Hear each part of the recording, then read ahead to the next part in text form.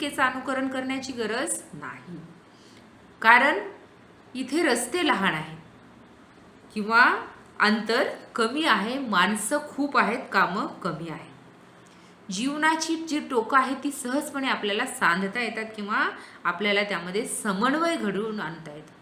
थोडंफार त्वरा करावी लागते, पण भरधाव वेगानं अंतर काटावं एवढी आपली स्थिती नाही. मुंबईसारख्या ठिकाणी सुद्धा ट्रेन आहेत आणि ह्या गाड्यांमध्ये एकदा तुम्ही बसलात की तुम्हाला काय होतं की चांगल्या पद्धतीने अगदी शांतपणे पुढे जाता येतं आणि तिथे अपघाताचाही प्रश्न निर्माण होत नसतो. परंतु जी खरी अडचण आहे ती कुठे आहे? दुचाकी, चारचाकी जी रस्त्यावरनं गाड्या चालतात, मुंबई पुण्यासारख्या किंवा इतर मेट्रो सिटीजनी ज्या गाड्या चालतात, तिथे जी समस्या निर्माण होते ती समस्या काय आहे की खूप जास्त वाहनं आहेत आणि त्यात वाहनांचा वेग खूप जास्त आहे आणि त्यामुळे अपघाताला तिथे निमंत्रण मिळत असतं. तुम्ही जर तुमच्या वाहनांचा वेग मर्यादित जर ठेवला तर वाहन तुम्हाला साधन म्हणून खूप उपयोगाला येतं, तुमचं वेळ आणि श्रम वाचवतो. पण काय होतं की अनेकदा तुम्ही काय करता, तो वाचवलेला जो वेळ आहे तो परत कसा घालवावा म्हणून परत तुम्ही त्या वाहनावरती आरूढ होता, त्या वाहनांच्या आहारी जात असता. म्हणूनच लेखक म्हणतात की आधी तुम्ही वाहनांवरती स्वार होता आणि नंतर वाहने तुमच्यावरती स्वार होतात आणि हे तुम्हाला कळत सुद्धा नाही. पहा, हे सगळं केव्हा घडून जातं. कामापुरते, कामासाठी जर वाहन वापराल तर ती तुमची गरज होऊ शकते. हे जर तंत्र तुम्ही जीवनामध्ये जर अनुसरलं तर तुमचं जीवन अर्थपूर्ण होईल. पण जर तुम्ही खूप भरधाव वेगाने गाडी चालवाल तर तुम्हाला काय की आयुष्यामध्ये नुकसानच सहन करावं लागेल. कसं नुकसान असेल ते तुमचं शरीर स्वास्थ्य, मानसिक स्वास्थ्य बिघडवणारं नुकसान असेल.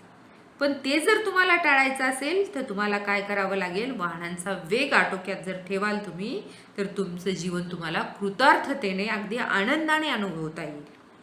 तुम्हाला उसंत लाभेल, थोडासा वेळ मिळेल, जो वेळ तुम्ही तुमच्या नातेवाईकांमध्ये, तुमच्या कुटुंबामध्ये सुसंवाद घडवून आणण्यासाठी, त्यांना वेळ देण्यासाठी उपयोगात आणा.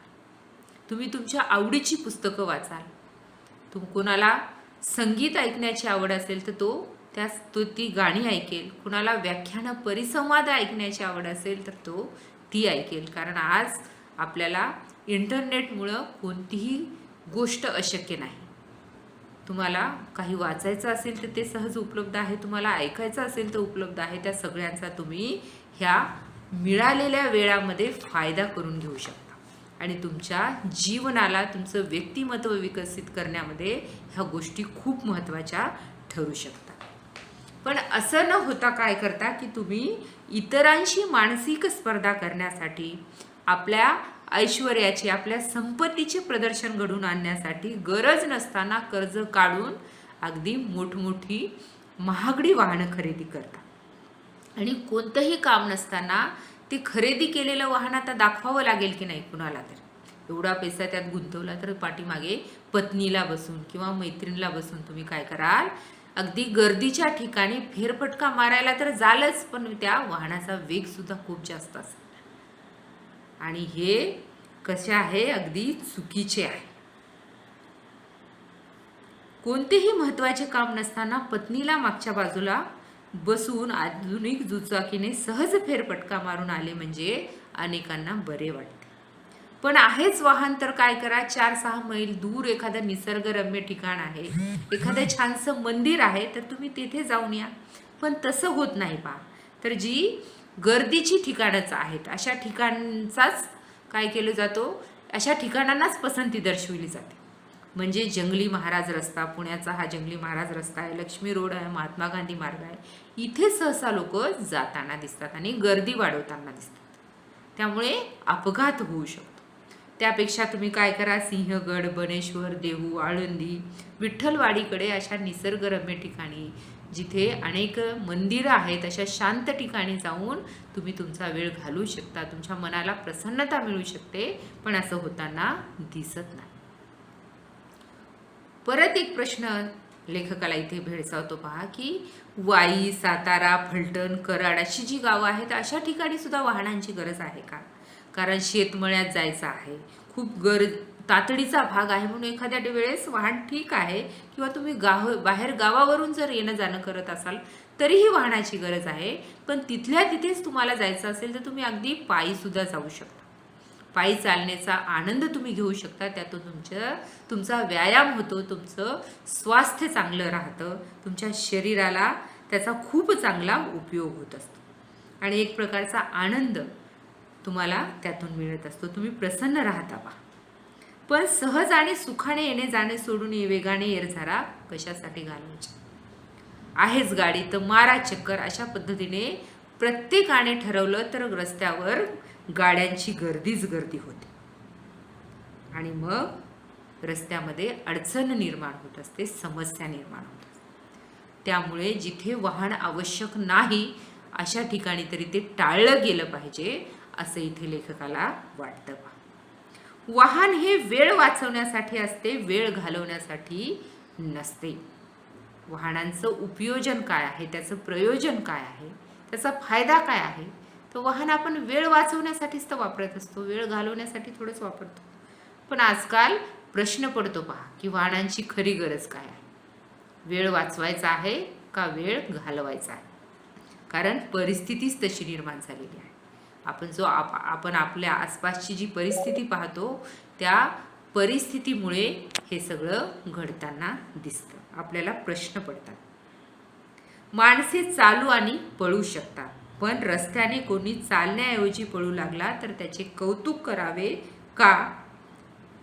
चालणं हे काय आहे, स्वाभाविक आहे, पण चालणं सोडून एखादा व्यक्ती पळू लागला तर त्याचं कौतुक होणार नाही.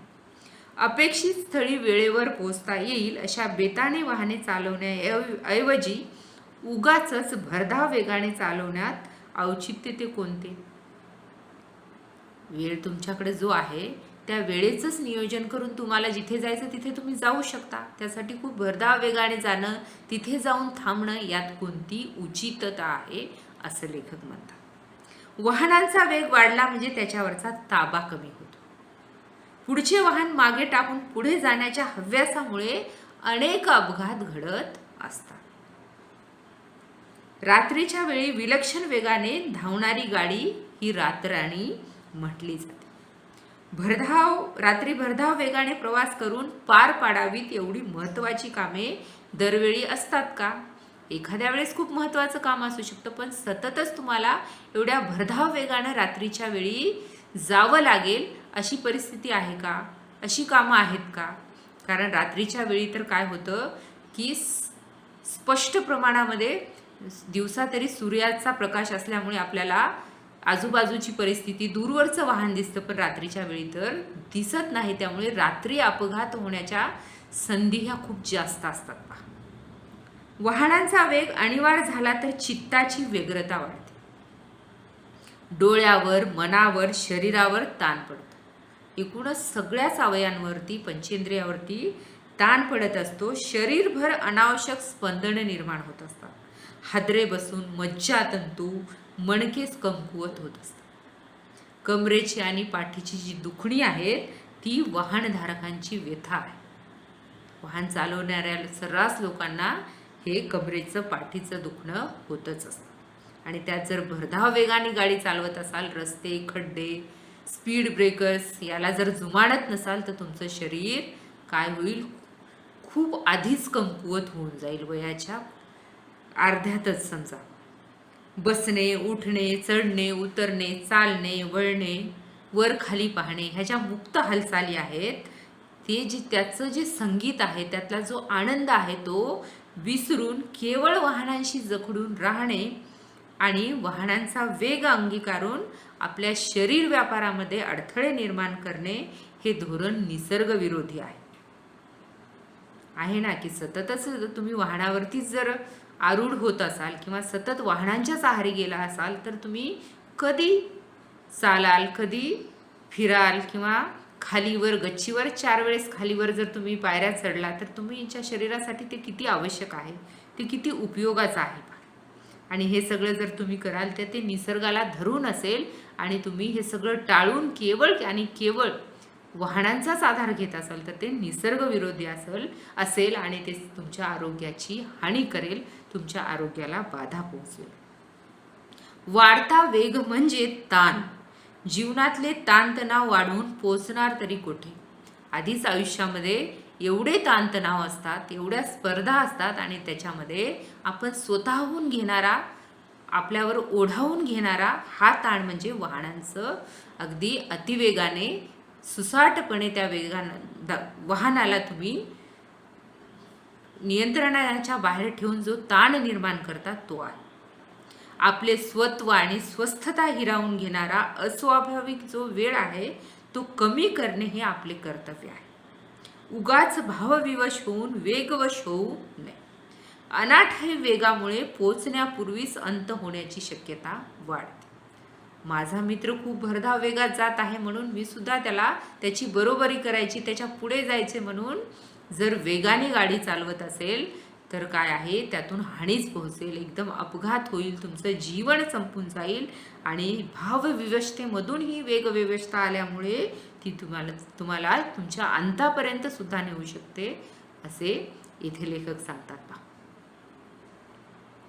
हा जो एक खूप उपयुक्त असा सल्ला जो आहे तो लेखकाने इथे तुम्हाला दिलेला आहे. आणि तो जर तुम्ही योग्य पद्धतीने समजावून तर घ्याच, अभ्यासाचा एक भाग म्हणून आपल्याला ते समजावून घ्यावंच लागतं, पण आपल्या जीवनाचा एक भाग म्हणून आपण आपल्या आयुष्यामध्ये जर त्याचं पालन करत राहाल तर नक्कीच तुमचं आयुष्य हे खूप सुखी समाधानी होईल आणि योग्य दिशेने तुम्हाला तुमचं जे ध्येय आहे, तुमचं उद्दिष्ट आहे त्यापर्यंत ते पोहोचवेल. विद्यार्थी मित्रांनो, यात जर काही शंका असतील तर त्या वर्गामध्ये आपण समजावून घेऊ. धन्यवाद.